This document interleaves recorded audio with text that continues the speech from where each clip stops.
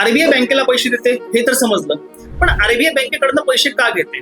तर याचं उत्तर आहे रिव्हर्स रेपो रेट. जर बँकेकडे पैसे पडून आहे आणि लोन द्यायला कस्टमर पुरेसे नाही, तर अशा वेळेस बँक काय करते की आपले जे पैसे आहेत ते आरबीआय ला डिपॉझिट ठेवते आणि आरबीआय त्यावर त्यांना इंटरेस्ट देते आणि याच इंटरेस्टला म्हणतात रिव्हर्स रेपो रेट. आणि इथेच एक महत्वाचा कन्सेप्ट आहे, जर रिव्हर्स रेपो रेट जास्त असेल तर बँकेला लोन देण्याऐवजी आरबीआय कडे पैसे ठेवणं जास्त अट्रॅक्टिव्ह वाटू शकते आणि इथेच इकॉनॉमीमध्ये बदल दिसायला सुरुवात होते आणि बँक्स लोन कमी देते आणि मार्केटमधनं लिक्विडिटी कमी होते.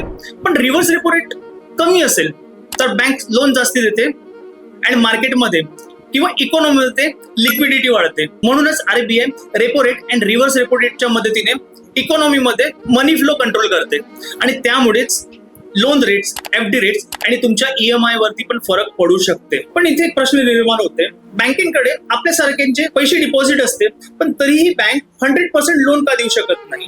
तर त्याचं उत्तर आहे SLR, स्टॅट्युटरी लिक्विड रेशिओ.